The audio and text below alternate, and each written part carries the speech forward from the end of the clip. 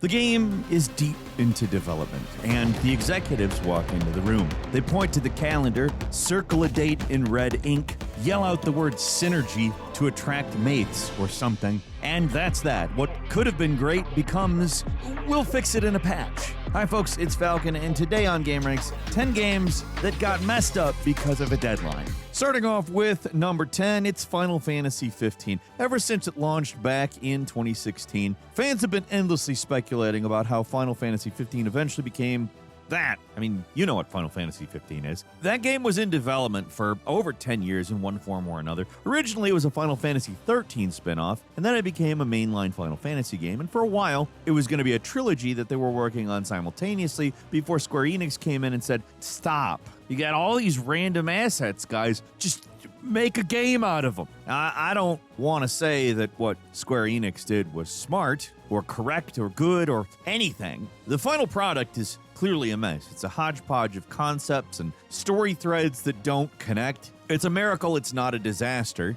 It actually has some solid, memorable parts. I like a lot of it, actually. But one aspect of this game nobody is going to go to bat for, at least not in an ironic fashion. The absurd product placement. The amount of it is insane. The Cup Noodles side quest, most infamous. Much as I like me some Cup Noodles, come on, man. But beyond that, they had Coleman camping gear, the main character's clothing was designed by Rowan, Luna's wedding dress were designed by Vivienne Westwood, and they advertised American Express in this game. It was ridiculous. Just the amount of product placement in this one game led fans to speculate it was actually forced to come out in 2016, not because Square Enix wanted to finally get a product on store shelves, but because the product placement deals were about to expire. How exactly that would work, I have no idea. I don't honestly believe that's generally how that type of a contract works either. But it would be pretty funny if it was true, would it not?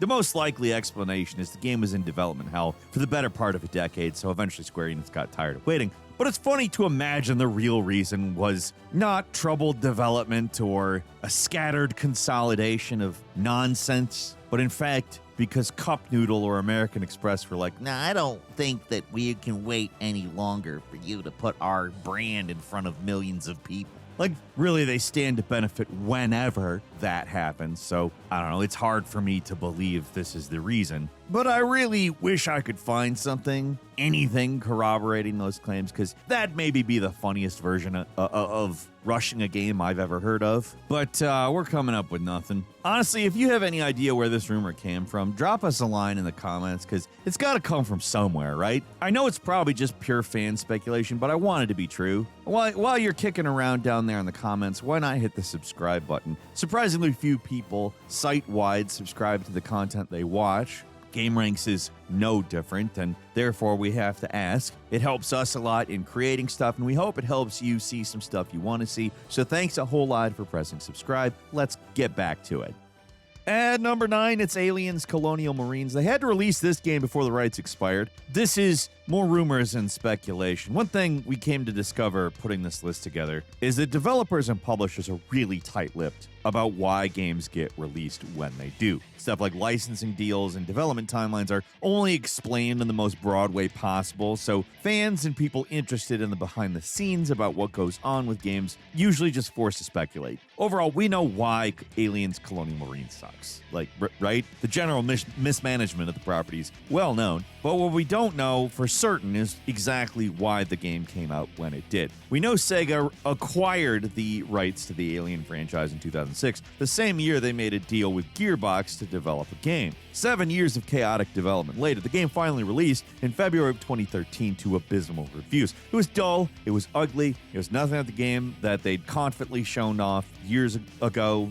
The differences between the early trailers and the final game were so egregious, Sega was actually sued for false advertising. In response, Sega tried to throw Gearbox under the bus, saying they were at least partially responsible for the game's possibly duplicitous marketing. The bad blood between Sega and Gearbox started earlier than this, though. The long-standing rumor, which has been repeated by people within Gearbox and Sega, was that Gearbox had taken the money that Sega gave them to work on the Aliens franchise and used that money on their own projects, specifically Borderlands 2 and Duke Nukem Forever, which they'd recently acquired from 3D Realms. Instead of actually working on the game they were contractually obligated to work on, they handed that game off to Timegate Studios and a few other smaller developers to actually make the game. Apparently, Sega found out about this, temporarily canceled the game, and Gearbox took what was left. They were forced to put together something, anything, and to do it as quick as they could. A lot of fans speculated that the reason Colonial Marines had to be out the door so quickly, relatively quickly, from the point of inflection rather than the point of the beginning of development. Again, it'd been 7 years. But they were about to lose the rights to the Alien franchise, which is one of those things that sounds kind of true, but actually isn't. Sega only made 2 games with the Alien license, but the second one, Alien Isolation, came out more than a year after Colonial Marines. I think it was less of an issue of the rights expiring and more about the deals Sega and Gearbox had made. Perhaps 2013 was when the Sega money spigot turned off completely. Maybe there's some requirement the game had to be finished before Gearbox could move on to something else. I don't know. Unless I can read the contracts, I literally cannot tell you. What I can say is that the game was pretty obviously rushed. It was buggy. It felt incomplete in a lot of significant ways. So certainly possible there was some hard deadline hanging over the game's head, but it's also possible Sega was just tired of Gearbox's consistent delays and set a hard date they had to follow through on to get a return on investment. Possible Gearbox just didn't want to work on the game and they were being forced to complete it. They just got it done as quickly, as sloppily as possible. Any of these possibilities could be true, but unless Randy Pitchford decides to stop putting his foot in his mouth about other stuff and set the story straight, we're never really going to know. And number 8 is Cyberpunk 2077. Management had to get this game out by 2020. Cyberpunk, in its current state, is one of the all-time greats. But when it originally came out back in 2020, it was clearly a compromised product that was pushed out the door long before it was ready. The PC version had its problems, but the PS4 and Xbox One releases really felt half-baked. They were so bad, Sony actually pulled the last-gen version from PSN for 6 months until CD Projekt Red could get it into a more stable, less broken condition. Unlike a lot of other games we're covering on this list, the fault can be placed on the studio's joint CEO and the management board as a whole, who straight up said in a conference call, after 3 delays, we as the management board were too focused on releasing the game. They wanted the product out by 2020 and come hell or high water, but even after a 6-month delay in 2020, it wasn't enough to get the game into the place it should have been. Board members were surprisingly candid about all this, saying they didn't spend enough time looking at the performance of the game in last gen, or really at the time current gen consoles. Fans around the release date were also pointing a finger at shareholders, along with the studio's upper management for forcing the game out before it was ready, but there's less concrete evidence of that. It's clearly possible, but if shareholders were really trying to make the most money possible and were applying pressure to release a product that was going to get literally just roasted for years straight as it was worked on to develop into something that wasn't a disaster, the shareholders would have had grounds to sue the company for doing the thing they wanted the company to do, which is just, there's enough of a logic loop here that I think it just sounds wrong to me. I don't know. Bottom line is that they had a hard deadline of 2020. Studio management obsessed over it. It hurt the game's reputation when it launched, because even though the game had been delayed 3 times, it should have been delayed again. I don't think there's anything else we could possibly say there's more truth in that. It just shouldn't have been released when it was released. At number 7 is Street Fighter V. They had to release something before the Capcom Pro Tour, I think is probably what's going on here. It did end up being a pretty solid fighting game by the end, but it took a while to get there. The original release version from 2016 felt like the free-to-play version of itself, missing even basic features like a versus CPU option. If it had been a free-to-play game, that probably would have made some of this understandable, but it wasn't a free-to-play game. It was a full-priced game that, I don't know. These threadbare fighting games were just not acceptable anymore in a world where games like Soul Calibur 2 exist and have tons of content and features just to keep casual players engaged. There's actually a lot of reasons why Street Fighter V came out in the state it did. A major one is actually pretty similar to what happened with Monster Hunter Wilds. Capcom wanted a major game out before their end of fiscal year, which is March. They also wanted to release the game to coincide with their upcoming Capcom Pro Tour series, and that was planned to start just 2 weeks after the February launch. The game is a poster child for why you shouldn't try to plan a bunch of stuff around an upcoming game, especially if that game isn't already locked and ready to go ahead of time. Street Fighter V was a game that through its own development hell, only the core fighting game features were even close to being finished by the time it was released in 2016. And that's precisely what launched the core features. Capcom tried to justify how basic the game was by saying it was going to be a live service, it would be updated constantly, which it did happen, to be fair. The game did improve a lot over time. It just took a long time to get there, and the game's rough initial release really did hurt its sales in the long run. At number 6 is Star Wars The Force Unleashed 2. The late 2000s and early 2010s were a rough time for LucasArts. They used to be one of the top publishers and developers in the industry, but the 7th generation of consoles was not kind to them. The Force Unleashed was one of the few bright spots for them when it came out in 2008. It sold over 6 million copies as of July 2009. Game was a little rough around the edges. It had a couple of ropey parts, but it was fun. It also had potential to be, something serious. If a sequel could take the less refined elements from the first game and make them shine alongside the already refined elements that were already there, that could have been a big hit. It would take time, though, and developers were not given time.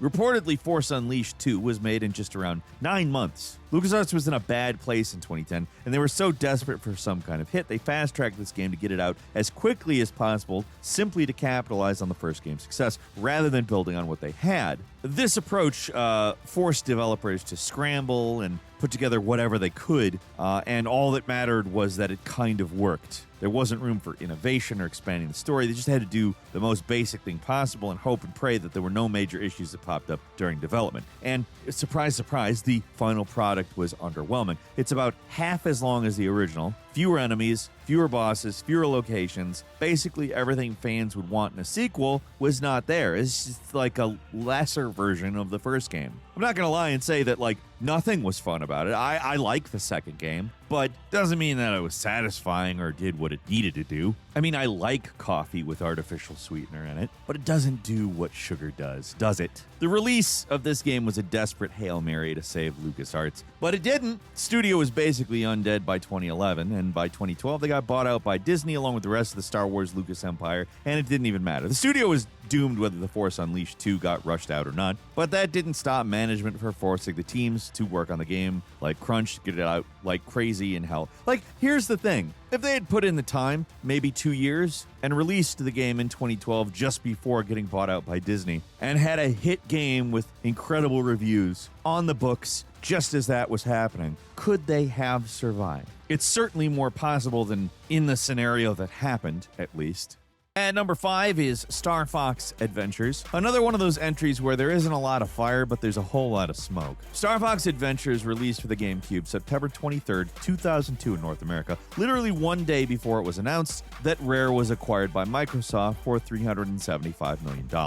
The long-standing rumor is that their Star Fox game was rushed out in order to get this deal finalized. Rare couldn't be developing a game with Nintendo characters on a Nintendo platform when they were owned by Microsoft. I mean, that would be heresy. That kind of cross-platform contamination just wasn't a thing back then. Nowadays, these lunatics they're still talking about releasing another generation of consoles, but I can't really imagine why, if they're not the future. That's another discussion altogether. It could be the case that Star Fox Adventures just came out when it came out, and the Microsoft deal didn't really have anything to do with the release date, but the game does feel pretty incomplete in a lot of ways, so it's easy to see the connection, even if it is possible that Star Fox was Rare's uncompromised vision for the game. I don't know. I think the Microsoft deal played a big part. It's an easy thing to point out when talking about why this game feels half finished. It's another game that was in development for years and still came out feeling rushed. And the most obvious reason for that is Rare was getting out of the Nintendo business. They just didn't care anymore, or they figured that it was a bad use of resources. Nobody from either side has confirmed any of this, but come on, Microsoft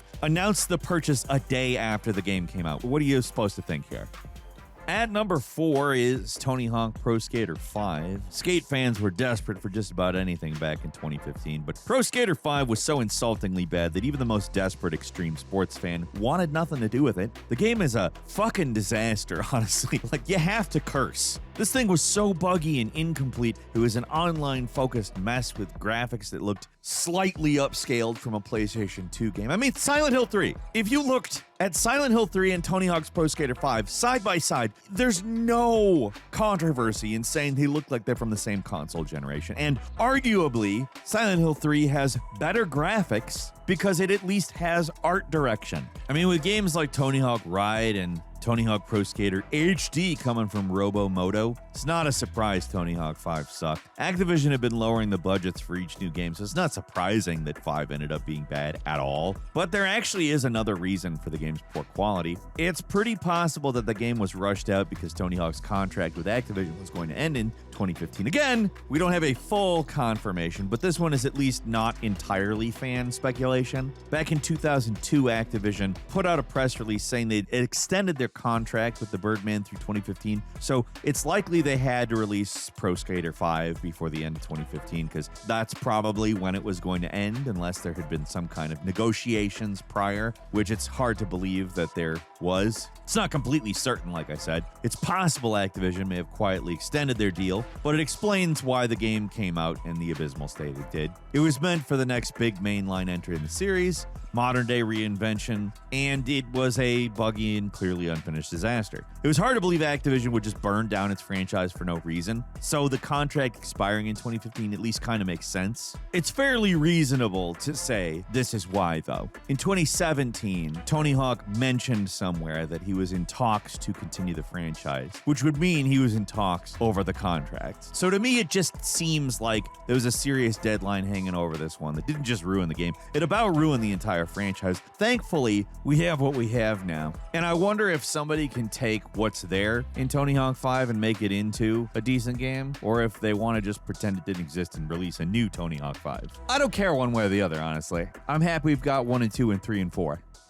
And number 3 is Call of Duty Modern Warfare 3 was rushed to retain marketing rights. The Call of Duty situation's been a mess for a while now. They almost had things going smoothly for a while in the PS4 era, but seems like since that generation's been over, the production of these games has been one long running catastrophe after the next. It's a miracle they seem to be able to put out working games, let alone pretty good ones like Cold War. That game was pushed forward a year after Sledgehammer's game wasn't coming together, and now we're in a similar situation with Black Ops 6, getting followed up immediately by Black Ops 7. Most of these games have come out all right despite all the inner turmoil, but one game that didn't work, did not come together, was 2023's Modern Warfare 3. Specifically talking about the campaign. The rest of this game is clearly cobbled together, reusing assets from previous games or unreleased but already constructed maps. The campaign is where the game is so obviously a shadow of your average Call of Duty game, though. It's short, it reuses sections of Warzone maps in a desperate attempt to pad out the campaign, and the story is so rushed and half-baked that it really makes the whole thing worse. Normally, the story of a Call of Duty game barely matters, but it's so bad and half-assed that it completely negatively affects everything around it. It's easy to chalk this thing's failure up to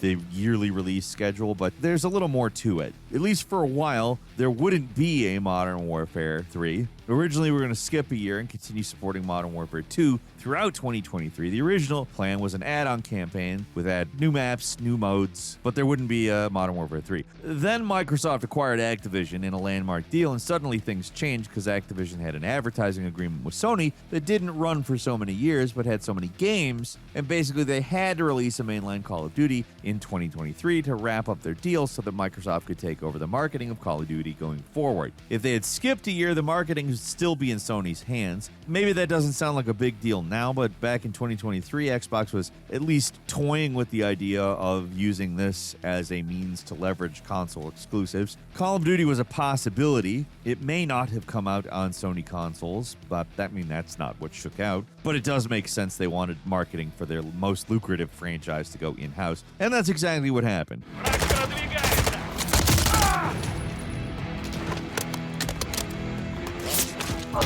Got your back.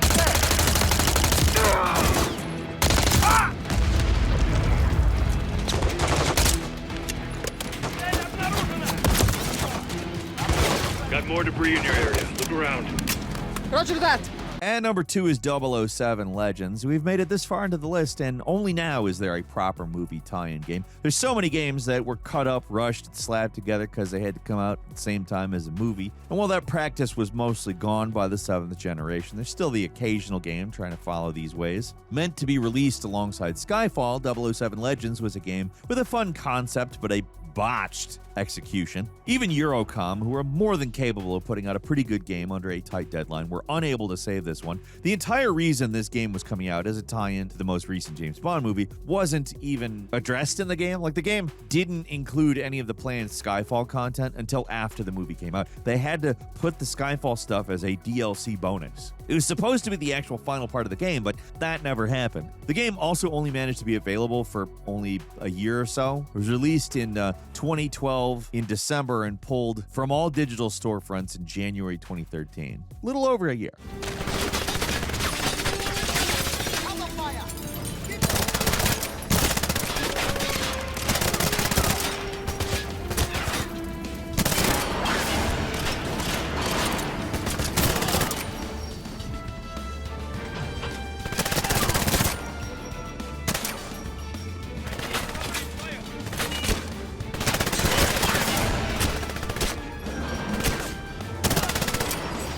And finally, at number 1, it's Sonic 06. I don't think you can make a list like this and not mention this game. I think you're engaging in pretty extreme oversight in doing so. This is an infamous game. It is the bad game. It has been such an easy punching bag for so long that it has generated actual honest-to-goodness Sonic 06 defenders. It's been 15 years since this game came out, so people who play this game as clueless children have grown up having nostalgic memories of this game. I mean, it's still bad. I don't think anybody is going to say that it's good, but there are places in the game I'm willing to give it slack. It had a great soundtrack, for one thing.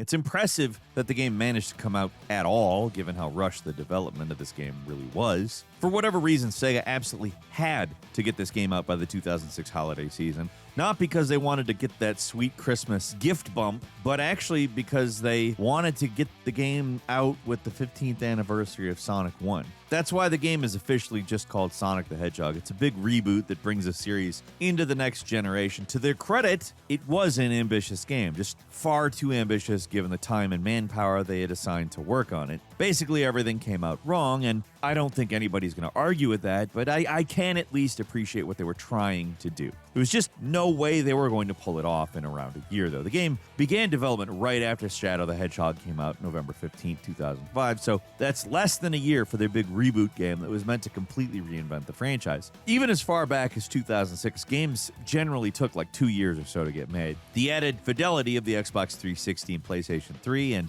having to develop both versions at the same time, which, keep in mind, these were two very different sets of hardware. It's not like porting games now. It was a lot more complicated and time-consuming back then. So they had all that to worry about, and they still somehow were able to release a game. Kind of an accomplishment, even if the game was a barely functional glitch fest with unbelievably bad load times. If Sega had any sense, they would have delayed the game, because who cares about Sonic the Hedgehog 1's anniversary? No one, really. Other than, like, maybe somebody goes, well, today, on this day, 15 years ago, Sonic the Hedgehog was released, and people were like, wow, a platformer can be fast. I would just release the game when it's finished, right? Anniversaries come and go for Mario or Samus or Crash Bandicoot or Gex. I don't know. Nothing happens, though. Like, somebody mentioned something a lot with Mario, I guess. But again, it's like a social media post, guys. And it wasn't bigger back then. I mean, this game threatened to kill the entire franchise. It was that bad. Thankfully, it didn't, and they made much better games later. But, you know, it was a real rolling momentum problem with bad Sonic games there for a while, and this one was the big daddy of them all. Whoa, that's a big one.